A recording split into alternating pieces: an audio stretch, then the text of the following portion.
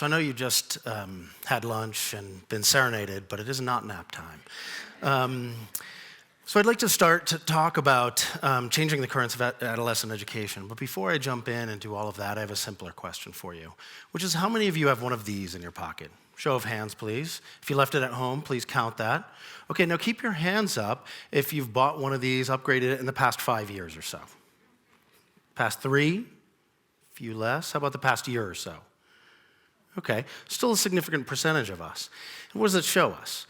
So we have this significant relationship with this device. We're constantly upgrading it. We're constantly looking for the best tool for our times, right?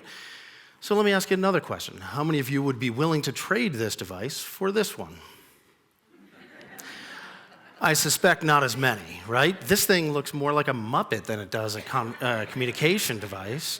It's ridiculous. It's ancient technology. We couldn't do half the things, or a far less fraction, than we can on our current device. Our current device is so much more complex, so much more better designed for our current times. In fact, the world is changing at unimaginable ways. So between the birth of the world in 2003, there were 5 exabytes of information created. We now create that same amount every 2 days. So the world is changing in rapid and crazy ways. And yet, why does this picture still look so familiar? The basic structure of a teacher lecturing, set of facts on the board, students in rows, it was designed the same time as that previous picture of the phone. And it was designed at the same time, but also designed for a different teen. These students, 12 to 13 years old, are getting ready to go into the mines. So at that time, 100 years ago, nearly 1 in 5 of every American worker was under the age of 16. That's something we'd consider barbaric by today's standards. The world has changed so quickly that modern adolescents, even though these students were moving from the workforce into the schoolroom, and so we were designing the curriculum and designing the classroom at that time, modern adolescents really wouldn't hit until the 1950s. These students could be reasonably expected in their lifetime to sort of read the entire canon of Western literature. Today, we can't even keep up with our Twitter feeds. So, what is it about this picture? Why am I hung up on it? What's the problem?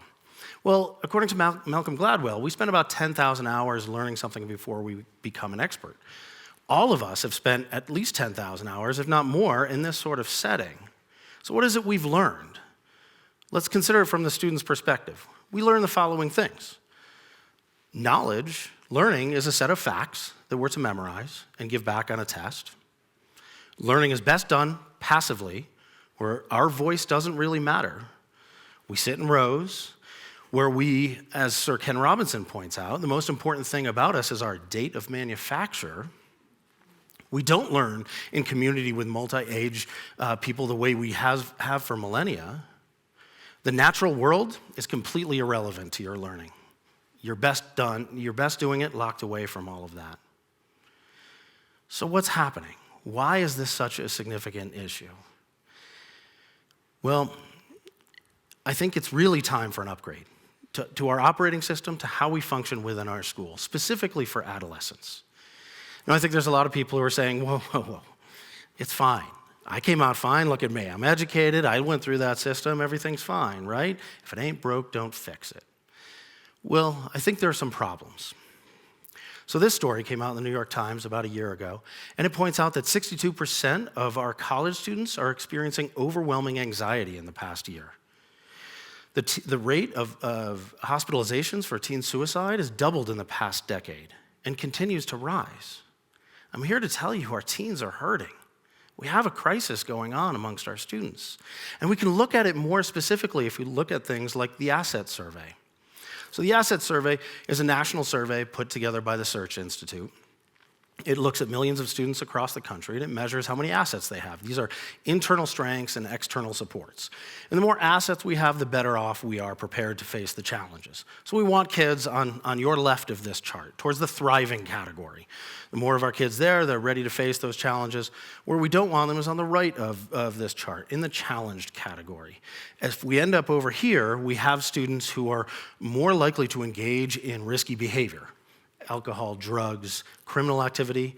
Ironically, some of the things we associate with adolescence itself, not with challenged adolescents. So if we look at our sixth graders in this valley, things look pretty good, right? We have a quarter of our students that are in the thriving category, another 40% that are in the adequate asset category. This is great news. We have some work to do on the other end of the spectrum, but this seems to be encouraging. The problem is sixth graders haven't really hit that full flare of adolescence yet. In many ways, they're still kids. So we have to think what happens next. Well, back one. So what happens next is an immediate drop. The percentage of kids in the thriving category, we lose about 50% of them right off the bat as they go through middle school. And they never come back to us. Where do they go? They end up on the challenged end of the spectrum.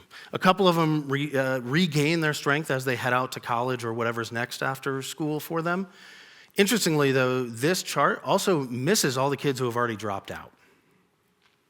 So our kids are suffering. In fact, if we look at the bookends, the sixth graders and 12th graders, they literally mirror each other. So our sixth graders start off strong and solid, and they end up by 12th grade in this challenged and vulnerable category. So what's happening with our kids? Why is this going on? And again, some people might be like, well, it's just the snowflake generation, right? This is just adolescence. This is what happens. Well, it seems to me that's blaming the victims. These are our kids. How can we help them? How can we think about what's happening to them? And the other sad news is after they leave school, it doesn't necessarily get better. David Orr, author of Earth and Mind, tells us, the truth that many things on which our future health and prosperity depend are in dire jeopardy. Climate stability, resilience and productivity of natural systems, and the beauty of the natural world. It's worth noting that this is not the work of ignorant people. Rather, it is largely the result of people with BAs all the way up to PhDs. So our system doesn't seem to be working for our teens. It doesn't seem to be working for our times. It doesn't seem to be working for our society. So what can we do? We could fill the stage with more stats about students and their suffering and what's happening. But at this point, this becomes more of a personal journey, because this is also my story. As I look back on my own life, I struggled with adolescence. My students have a hard time believing I once was an adolescent, but that fact aside, I looked at going back in my adolescence, and in 8th grade, I nearly lost one of my best friends to suicide. Why? I lost several friends to the haze of drugs and alcohol. Why? I suffered with my own meaninglessness and confusion. For me, if it wasn't Friday night lights and football and my friends thereafter, it didn't make any sense. School was just an obstacle for me to get to that point. Why did I set such a low bar? Well, eventually I went into college and I studied psychology and sociology and political theory, and I really began to look at all of these undergirding systems. What was going on in education? What was going on for our adolescents? Eventually I decided to teach, and at that point I knew two things. I did not want to teach middle school, and I did not want to teach history. As karma would have it, for the past 25 years I've been teaching middle and high school history. But I think that's exactly where I needed to be. I needed to dive in and be with these kids and say, what's happening? What is going on? And I started teaching in the outdoor world and leading kids in the backcountry, and that gave me a different relationship to them and to the natural world. And then I moved into the classroom, and I was handed a curriculum, and I became that teacher. And I started boring them just like I was bored. And then I started messing with it. Something had to be different. So if I could take that lesson about the Civil War, and if I could make it about injustice and slavery and racism, I'd have them. They'd be yelling and screaming and totally engaged. If I could take that lesson and make it about getting inside Abraham Lincoln's head, how do you create peace out of war? How do you unify a country? How do you get somebody to take someone who they used to consider property and consider them their equal now? If I put them at the center of those great questions, I would have their attention. As it became clear to me that adolescents were really struggling with this identity construction. That's their task. And if we can build curriculum around that, we can have a very different experience for our kids. So that's what we need to do. We need to redefine learning and upgrade the entire system. That's exactly what my partner, Harry Weeks, and I have been working at for the past 10 years at the Sage School in Haley. Our mission is really centered around honoring adolescence. If we can honor the developmental journey of adolescence and match what's happening during this adolescent journey and prepare them for the future world that exists, not the one that existed 100 years ago, then we can do so much more with our students. We know so much better than when they designed that curriculum and that structure 100 years ago. We have so much more information at our disposal. And in fact, if we can use everything that we know about the world and about psychology and about brain science, we can get our kids to know better. They can know themselves better, they can know their community better, and they can know the natural world better. So this is what we're working on. What does it look like? Whoa. This is a group of students who are working on gathering sagebrush seeds. They're working on rehabilitating the local land. They're working with a local nonprofit. And the amazing thing, we heard about fire ecology earlier today. These students have been studying fire ecology. The amazing thing about fire ecology is it's not far from the news, nor is it far from their homes. So what we know about learning is it needs to fire through their amygdala. It needs to engage their emotional center. It needs to engage their whole brain, not just a few facts around the outside, but it needs to involve their emotions. The experiences they're having matter. And so if we can put them at the center of those experiences and engage them fully, then we start developing different sorts of people.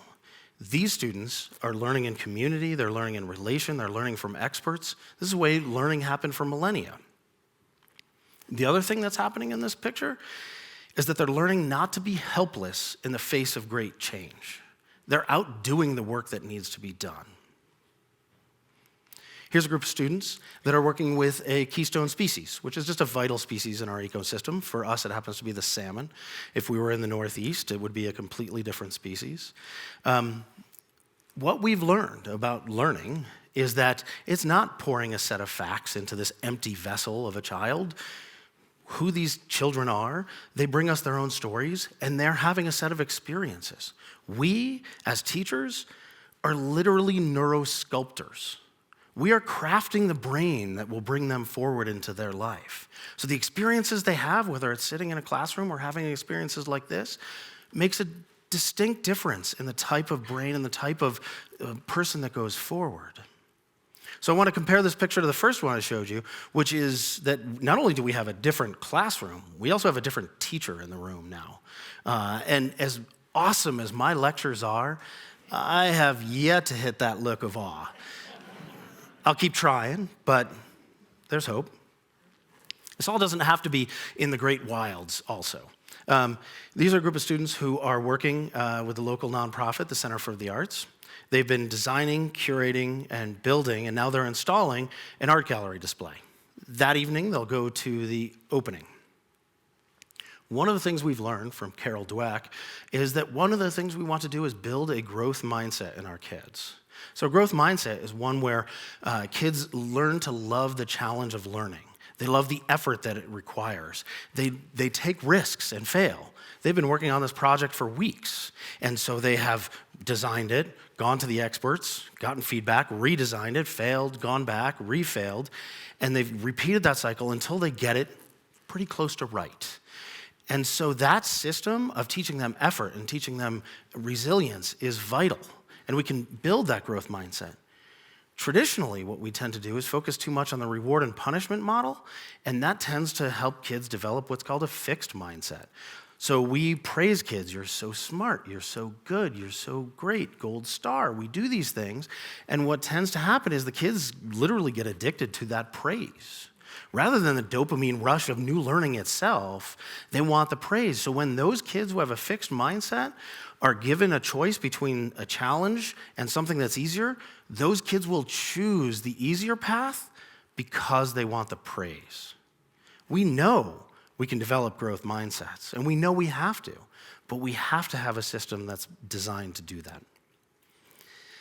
By the way, these pictures are also within an hour of our school, so it's easy to get us in and out and doing these things. And I know teachers all across the country suffer all sorts of challenges to get kids in and out of the classroom, while at the same time, often those kids can climb in a car and drive to McDonald's for lunch. that disjoint creates real problems in learning for our kids in terms of value sets. Ultimately, though, like I said, our kids are involved in constructing themselves. It's the greatest project they're going to engage in. This is a group of students who is studying the Oregon Trail.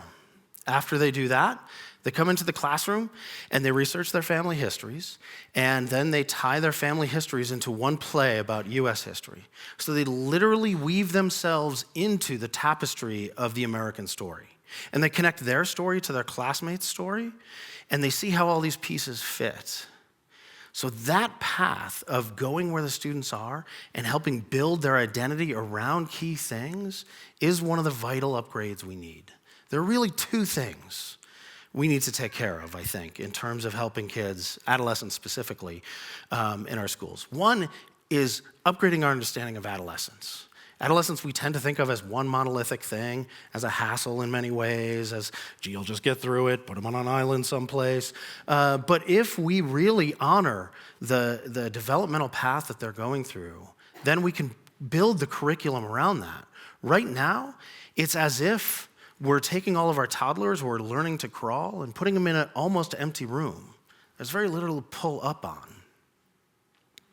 The other thing we can do is upgrade our understanding of learning. So we know so much from brain science. We know so much from all of these different psychology, biology that we can apply to the classroom today that wasn't in place 100 years ago. We heard earlier today that it was about 100 years ago that IQ testing was invented. And that was the first time we really started developing that standardized testing and pushing kids into these sorted paths. We know better now, and we have ways that we can redefine learning for them, redefine knowledge, and redefine their relationship to that knowledge. So I return to David Orr again, who says that the kind of discipline-centric education that enabled us to industrialize the earth will not necessarily help us to heal the damage caused by industrialization.